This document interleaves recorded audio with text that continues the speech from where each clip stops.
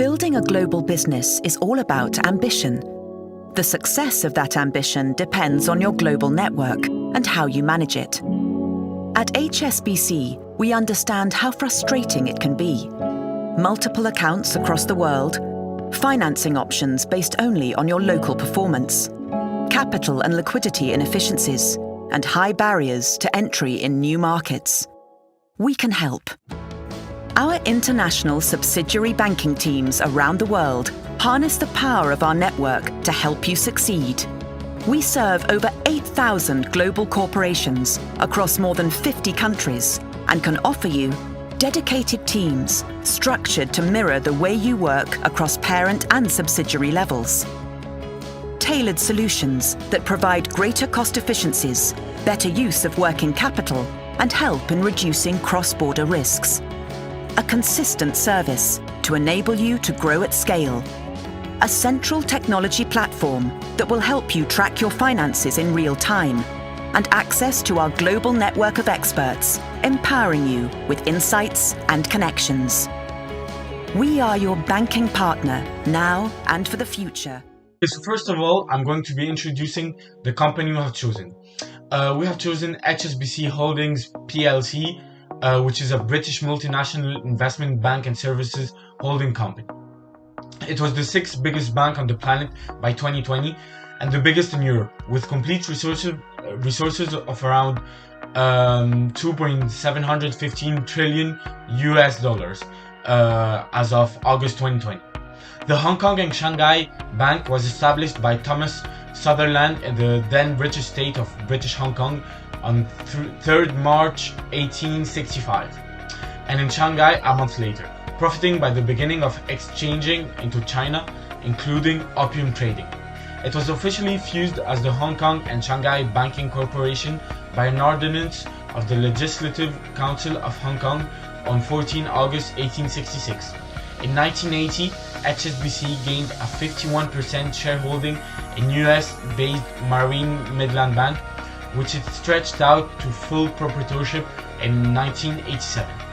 So we're going to talk about HSBC's values, HSBC's mission, and HSBC's vision. HSBC's values characterize who they are as an association and what makes them distinctive. They put stock in acting with gallant honesty, and you could say that they are dependable, open to various thoughts and societies, and associated with clients, networks, controllers, and one another. Their vision and goal is to be one of the world's greatest specialist banking groups, driven by commitment to their core philosophies and values, through a worldwide network connected by cutting-edge innovation, including a quickly developing e-commerce ability. HSBC gives a far-reaching scope of monetary services: individual monetary services, business banking, corporate, venture banking and markets, private banking, as well as monetary administrations and exercises. When analyzing an entity, it is also important to take into consideration its size. HSBC is one of the biggest banks in the world. It is present in over 64 countries across the planet due to its subsidiaries. It has more than 40 million clients all over the place, and it employs over 233,000 people full-time every year. In 2020, HSBC made a commitment to society and to their clients by investing $5.8 billion in technology and digital platforms that streamline operations and support growth.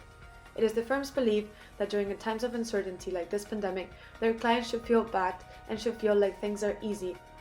As of 2019, the entity has reported over $1.4 trillion in their balance from international banking, close to 17 billion of transactions revenue from trade payments and cash management, while preserving their strong capital, funding, and liquidity position. These advantages and many more allow the entity to preserve long-term benefits despite short-term movements in the markets, such as the current pandemic. In terms of their structure and their governance, HSBC is managed with a matrix mixed structure. Essentially, what this means is that the firm is run at a global business level and runs global support functions. Furthermore, it maintains a regional and country oversight model. HSBC uses a global subsidiary model and local incorporated subsidiaries to make sure that they comply with all the legal requirements in each country. As well, the structure is influenced by regulatory policies applied in the different nations in which they exist, which is why the company keeps very rigorous checks in order to make sure that they comply with those. In the image presented above, we can see the governance structure of HSBC. As shown above, the firm works in the following manner. There are general meetings of shareholders who are represented by the Board of Commissioners. The Board of Directors, composed by the executive directors such as the CFO or the CEO, also transmit the information to the assistant, who then translates it to the sales trader, the operations, finance, information technology, risk marketing, and KYC officer and the advisory. Okay, so I will be talking about HSBC's functional areas, and after that I'll shortly discuss the Porter's 5 forces of HSBC. So let me start. So HSBC's functional areas consist of efficient and effective teams in order to operate on a day-to-day basis, and they also have roles to protect the company's reputation and ensure its safety. So HSBC has various functional areas as follows. First of all, they have the company secretary, which means that employees in charge of this functional area, they aim to direct, establish, develop, and oversee/manage the corporate governance. So they do stuff such as creating and maintaining lists of stock markets and managing meetings and equity increasings of stockholders. They do things like this, as a secretary would do. Then there is the global communications team, which serves to ensure that HSBC's communication strategies promote its strategic goals in accordance with its principles. And then there is the global finance team, which takes care of the financial situation that HSBC is in. HSBC also offers its analytical skills such as financial insight, accuracy, and control. So this is very useful and good in its use to make good business decisions. Then there is the global internal audit, which makes sure that the work of management, risk, and the audit committees is completed efficiently, meaning without bias and fully comprehensive, basically. And there is the global legal, which makes sure to offer robust and detailed guidance on legal problems and risks that might occur. So this means that through this role, HSBC's image is maintained and its company is fully safeguarded. Then there is, of course, as almost every company would have, the global marketing group, which serves to aid global companies in boosting their sales. So they do things such as business analysis, customer research, governance in ads and marketing, and of course sponsorship. So they work a lot on ads and trying to make the product very attractive to consumers. And then there's the global risk team, which focuses on risk management, as the name tells.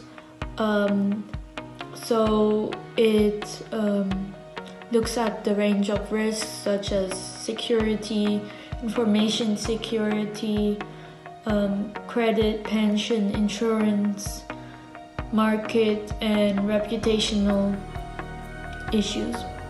Then there is the financial crime risk team, which ensures that HSBC is safe and well and is fully protected.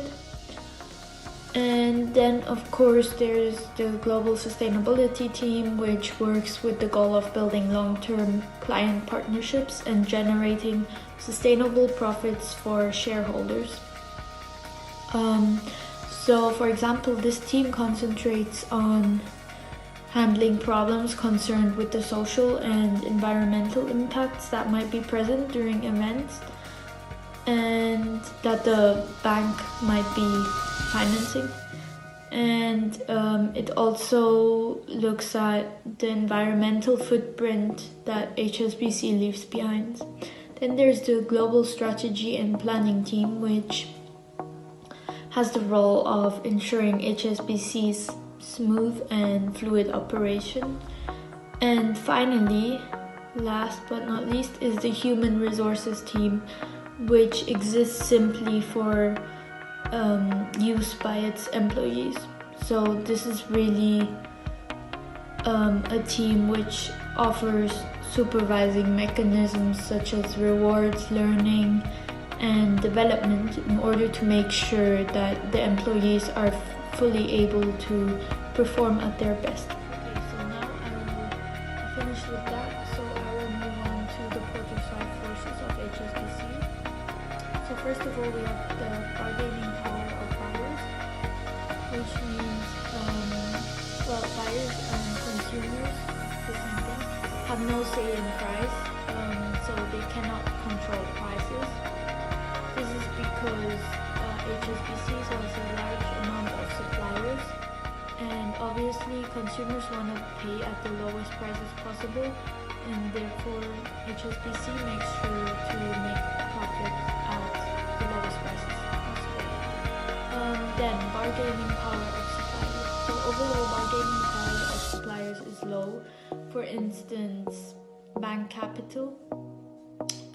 Suppliers and tech equipment suppliers have low amounts of power. And then there are credit card supplies which benefit from higher amount of power. Then there are threats of new entrants. So now we're going to talk about the different issues and challenges or risks that this company can go through. So the first one is technology. Technology has changed completely our way of life, and its development has affected many many industries, such as the banking one. So in this case, we the people are used to making things by the traditional way, but now this has changed, and instead of making use of the banking traditional ways, we do the most of our activities. Another risk is the political situation and economic we go through in our world. So in our present, is very unclear and uncertain, so many crises can occur at any moment. We live in a constant state of what is it going to happen, or what is the next economic situation going to be. Therefore, companies should have a clear idea and approach of what they can do in order to prevent the next crisis. Okay, so another major risk in common that all banks have is lending money and making investments. In the majority of the cases, this is not necessarily a problem because people who ask for a loan or making investments are able to repay it back. However, this is not always happening. In order to tackle down all these risks, of course, HSBC, this company, has developed different processes and created different solutions which will tackle down their potential risks. So, for example, in order to tackle down the financial crime crisis, they have developed a precise and detailed procedure. Firstly, it is essential to get to know their customers. Ask them questions of if they like or not the service they're receiving, if they have any inconvenience, and therefore, with this type of procedures, they can avoid and monitor transactions in order to prevent and reduce this potential.